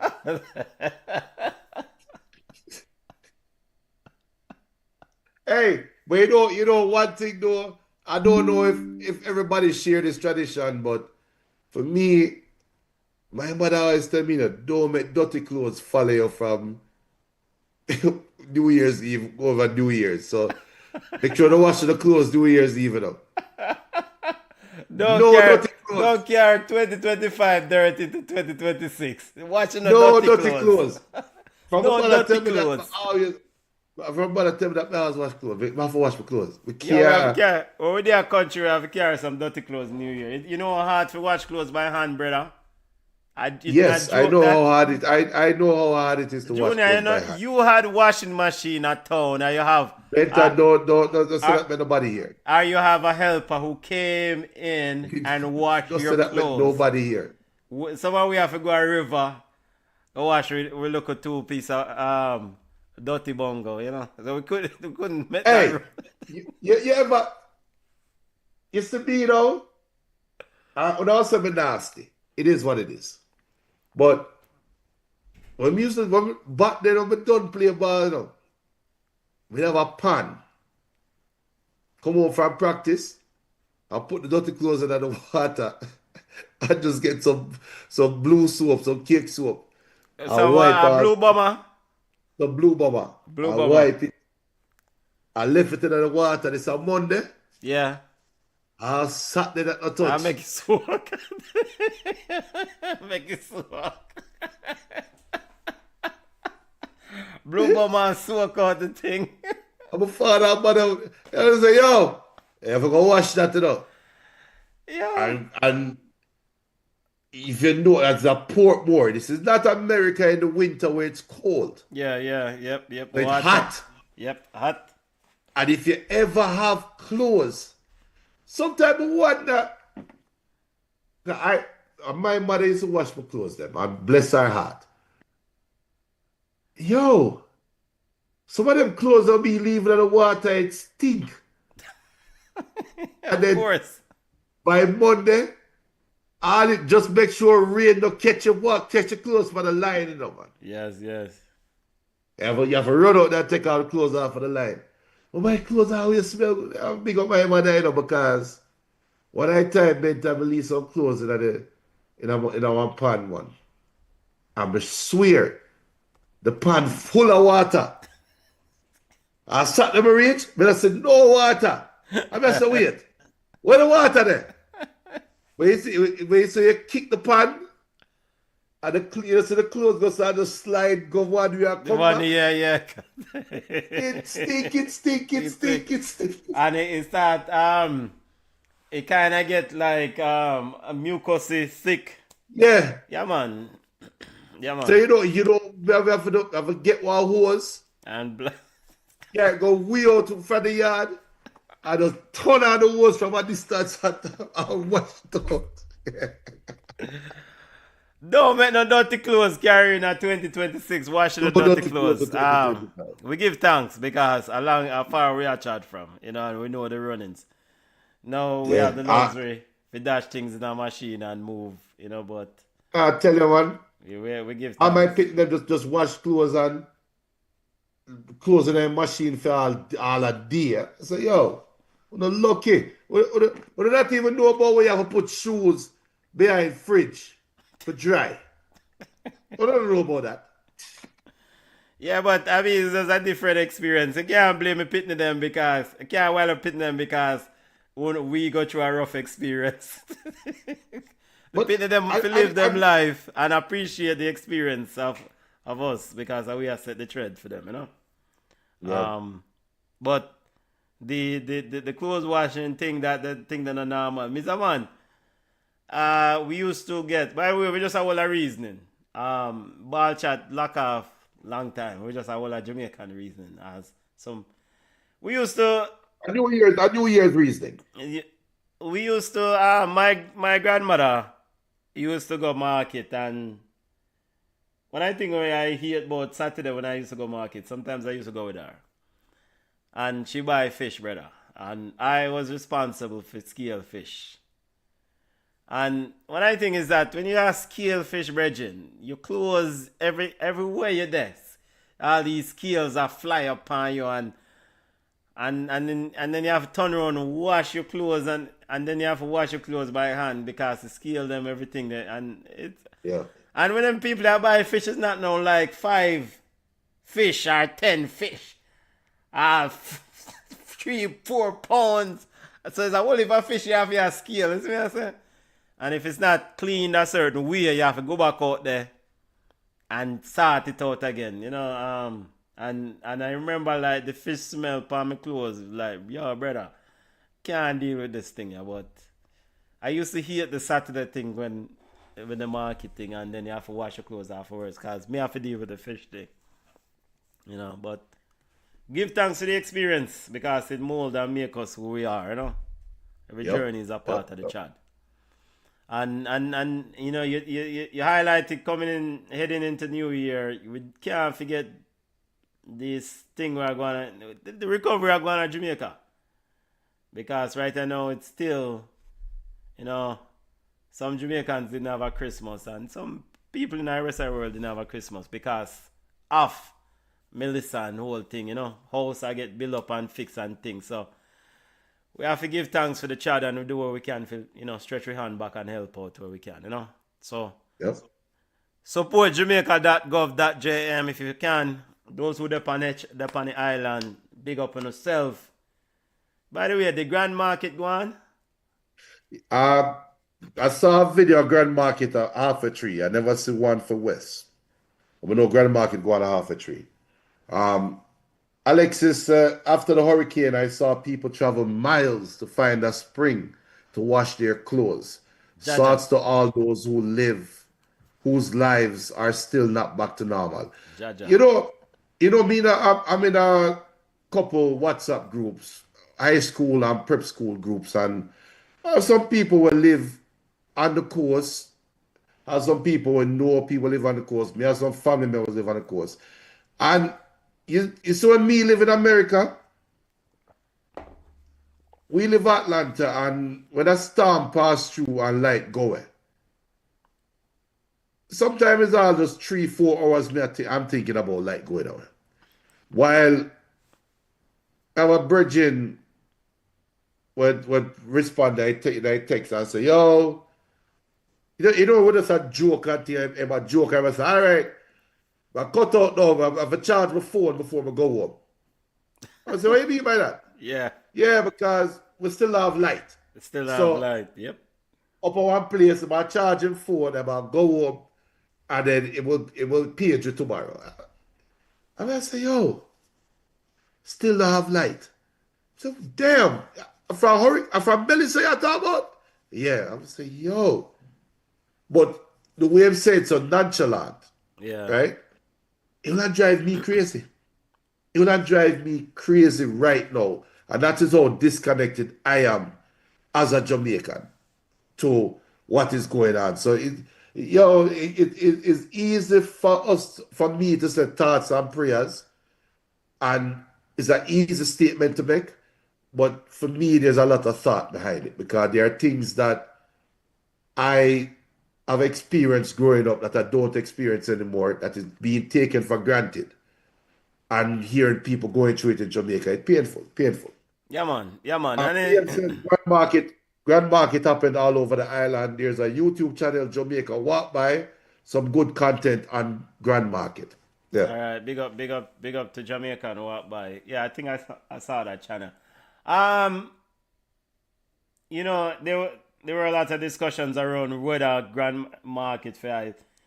I spoke to some people down there, and them said, boy, some of the things is that, as the artists, sometimes we go through it. We go through the struggle. No matter where we're in our world, we know rough life. We know difficulties. And even though the situation is difficult, we always say, yo, we're going to take we hand, make fashion, make we try to enjoy ourselves and make the best of it. And I think for some Jamaicans, they're trying to make the best of the situation, as best as they can, but we keep trying the road for elevate and help because that is important, And I think the idea is that some people separate from it because the psychological impact, the stressors of thinking about the severity of the damage.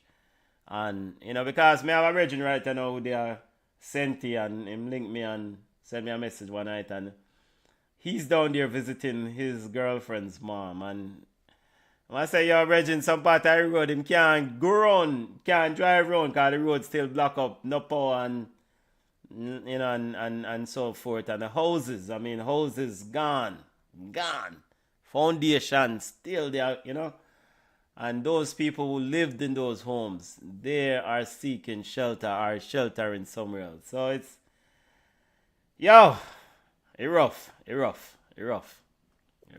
it rough.